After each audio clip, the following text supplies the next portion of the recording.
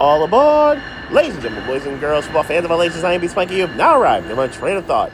It's time to talk about the divisional round and preview the conference championship round. The divisional round live up to the hype?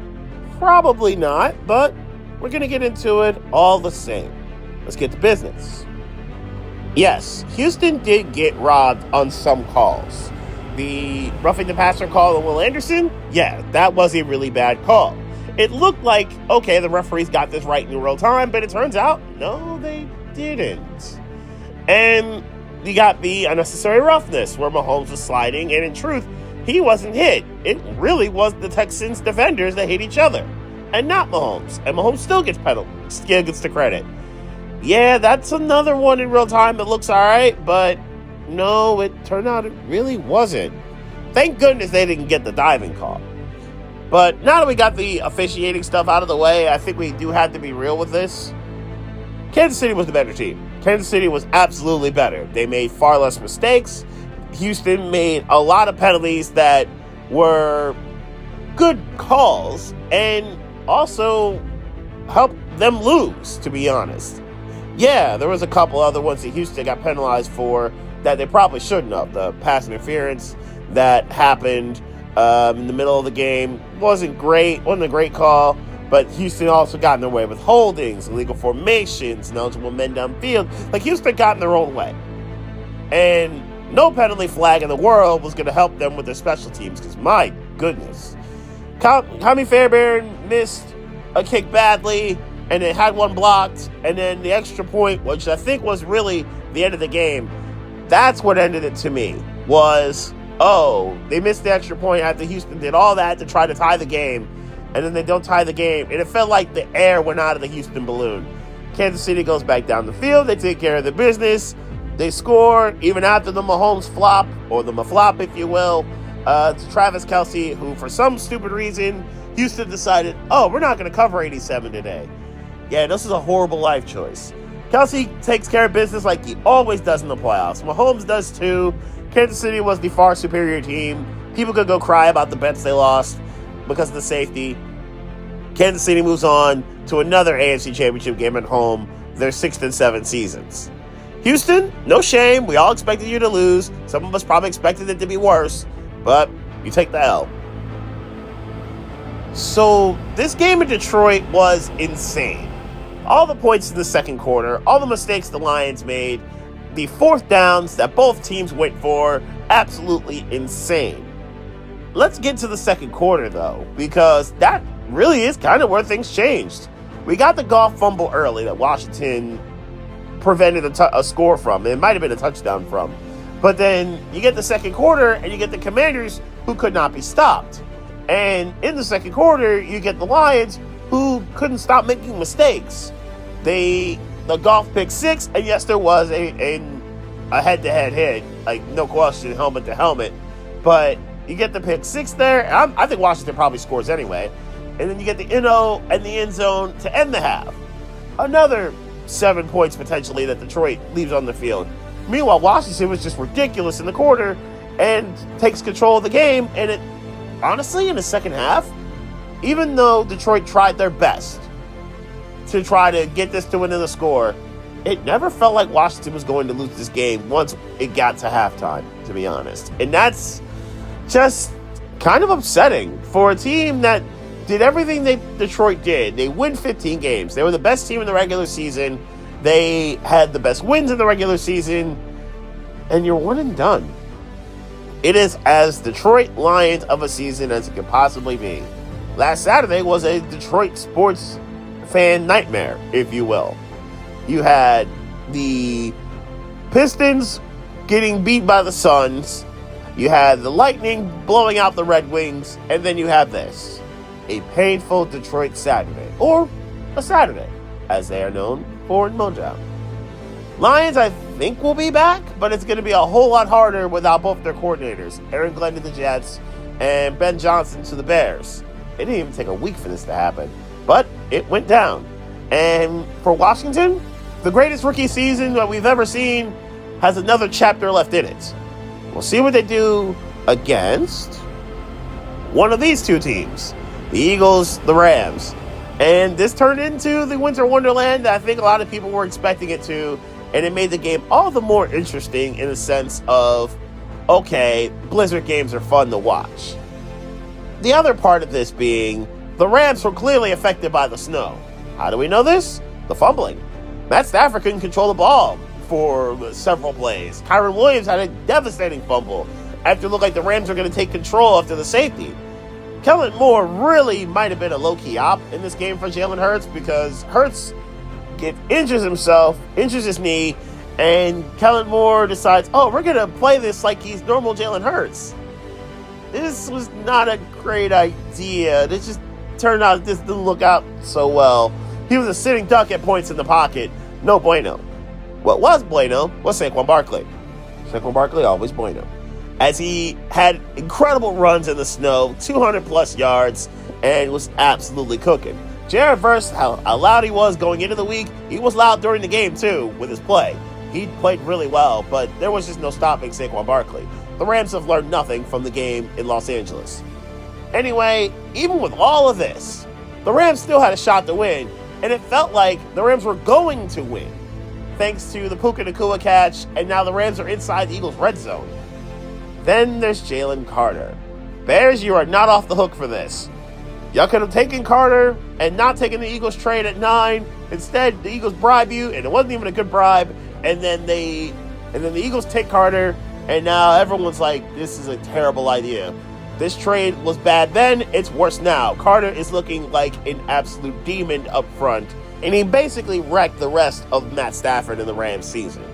The Eagles survive in advance. They don't look great while doing it if it's not Saquon or the defense, but they survive in advance. Rams had a fair fight in the first half with the elements and had an unfair one in the second, thanks to said elements. But it's what it is. Mother Nature is unpredictable. Eagles survive in advance. Eagles Commanders, I'll talk about that in a little bit. But first we got to move up the Beltway from D.C. to Baltimore and talk about the Ravens and the Ravens game with the Bills and the elements that John Harbaugh decided we're not going to prepare for. Not great. Baltimore did seem ill-prepared at points for said elements. Not the first drive. The first drive they cooked. Baltimore went right down the field with relative ease. Fortunately for the Ravens defense, so did Buffalo. They went right down the field with ease. And then Baltimore, for the rest of the first half, self-destructed. Way too many mistakes, 2 bad turnovers by Lamar Jackson, and now Buffalo's got a 2-score lead. Buffalo really were outplayed in the second half, but again, more Baltimore mistakes effectively cost them a shot to go to the AFC Championship. The Andrews drops, and there were several, were devastating. The fumble, also devastating, because it looked like Baltimore was driving and they were prepared to potentially score a touchdown or maybe even a field goal. Either way, it makes life a whole lot easier for the Ravens, who really played very good defense despite not causing any turnovers in this game. In the second half, they played really good defense. Ultimately, obviously, it came down to the gotta-have-it 90-plus yard drive for the Ravens, and Lamar did his part. They got it done with ease. Without Derrick Henry, by the way, they got it done with ease, and then Mark Andrews drops the wide-open 2-point conversion play, and the game effectively ends there. It's a devastating end to the Ravens season, and an end that probably didn't have to happen this way, but it is this way. Buffalo, you're back in the AFC Championship, and you're going to face an old foe. But first, I'm going to put a bow on the divisional round. I went 2-2 in it. That Lions loss was the first divisional round loss I've had in 3 years. I went 4-0 last year and 4-0 the year prior. So 2-2 this year and 7-3 overall in the playoffs when it comes to picking these games. Speaking of picking games, let's talk about the NFC Championship first. This feels like the undercard to the main event, the appetizers to the main course, if you will. Eagles Commanders round 3. We saw round 1 where Terry McLaurin was put on lockdown by Quinyon Mitchell, and his injury is going to be, I think, pretty critical to this game. I'll talk about that in a sec. But the Eagles took care of business in round 1. Saquon was held in check in the first 3 quarters, and then in the 4th one, Saquon said, I got this, and I'll take it from here. Saquon didn't take 4 quarters. Saquon basically took 4 minutes to get right in round 2. And Eagles fans will complain that, oh, they beat the backups. No, they really didn't. The only backup that they had to deal with was Kenny Pickett. Jalen Hurts was the only starter that really got hurt here. You had 5 turnovers on defense, the Eagles defense did, and you still lost. Jaden Daniels handled business for basically quarters 2 through 4, and the Eagles had no business losing this game, yet you found a way to. You didn't lose to backups. You lost because you couldn't stop Jaden Daniels when it was money time. You lost because Devontae Smith dropped what would have been a game-sealing catch and first down where the Eagles could have burned the clock out. Yes, Jalen Hurts got hurt. He got concussed. But you really lost because Jaden Daniels took the game from you, to be straight up with you. And now we get to round 3. And we get to a game at the Link. Winner goes to New Orleans for the Super Bowl. In theory, the Eagles have the better roster in almost every sense. Better running back? Yes. Better receivers? Yes. Even though I do like Washington's core. I like their depth better than the Eagles' high end. But A.J. Brown and Devontae Smith are 1 and 3 in terms of the best receivers here. Are they better on tight end? Yes. Though Zach Ertz has been really, really good lately. Obviously better up front on both offense and defense, even though Deron Payne and Jaron Allen should be back and should be good to go, especially Allen, who missed a lot of time. He is back now. He's been playing pretty well. Bobby Wagner being there and Nakobe Dean not being there is a huge deal to me. Nakobe Dean not being there last week, I think could have had a bigger effect had the Rams been able to hold on to the football and Kyren Williams been able to get going to some extent. The Eagles' D-line is nasty. I think it's probably better than the Commanders, even though I like Payne and Allen. They're both really good. Secondary, truly not a fair fight with the Eagles, even though Quinion Mitchell's hobbled a bit. Darius Slay's gone in and out of injuries and in these playoffs. I do think the Eagles are still much better in the secondary. And then the kicking game, I will take Washington in the kicking game because Jake Elliott, I am very concerned about. Whether in snow, whether on perfect conditions, I am very concerned about Jake Elliott. He has just not been good when it comes to kicking this year, especially extra points for some reason. Kind of wild. The 33-yard kicks, he has been hooking all year long for some crazy reason. In any event, I think this is going to be a pretty good game. It feels like the Eagles are going to be the better team here, even though Jalen Hurts as a passer just ain't it. I just think Saquon has been pretty much unstoppable this entire season. I don't think Washington learns from their first 2 mistakes where Barkley ran all over them with chunk runs. So give me Eagles 28-24 over the Commanders. I do think Jalen Daniels will be game, but I think the Eagles are going to play some keep away at the very end of this game to make sure he can't be clutch and can't snatch it from him. No shame, Commanders. Jalen Daniels, you've had an amazing rookie season, probably the best rookie season of all time, but I think it ends here. I think the Eagles will win round 3, 28-24, and they go to New Orleans against the Bills or the Chiefs. We've seen this song and dance quite a bit, haven't we? This is the 4th time in 6 years that we're going to see the Bills versus the Chiefs when it comes to the playoffs. And the previous 3 rounds have all gone Kansas City's way in entirely different ways. Round 1 we saw with the AFC Championship in 2020/21. And Kansas City was vastly superior. Buffalo wasn't ready for this moment. Kansas City was, and it showed. Buffalo was just outclassed. Kansas City was the better team. No shame in that. Round 2 might have been the greatest NFL game we've ever seen. And that's not hyperbole. I think we're all thinking that might be the greatest NFL game we've ever seen. It was dramatic, and it was epic before we got to the last 2 minutes. And then 25 points were scored between the 2 teams in the last 2 minutes. Absolutely ridiculous stuff. Buffalo went down the field twice with touchdowns and somehow still botched the game. The 13-second game, as we know. And then Kansas City got the coin toss in overtime. I like these overtime rules better than they currently are, and they should return to this. Kansas City went right down the field and said, okay, if we give up anything, if we score anything that's not a touchdown, this game's over and we're losing. Kansas City said, all right, we got this. Kelsey beats Milano in the back corner of the end zone. Blouses. Kansas City wins round 2. And then round 3 was last year. And round 3 was in Buffalo. And it felt like, for a lot of people, this was Buffalo's time. Buffalo played pretty well for 3 quarters. And then didn't score in the 4th. Because Josh Allen, instead of hitting singles and doubles like he did all day, decided to try to hit home runs. He just couldn't hit them. We had a long drop by Sherfield. We had a long drop by Diggs. Josh Allen went for broke way too many times.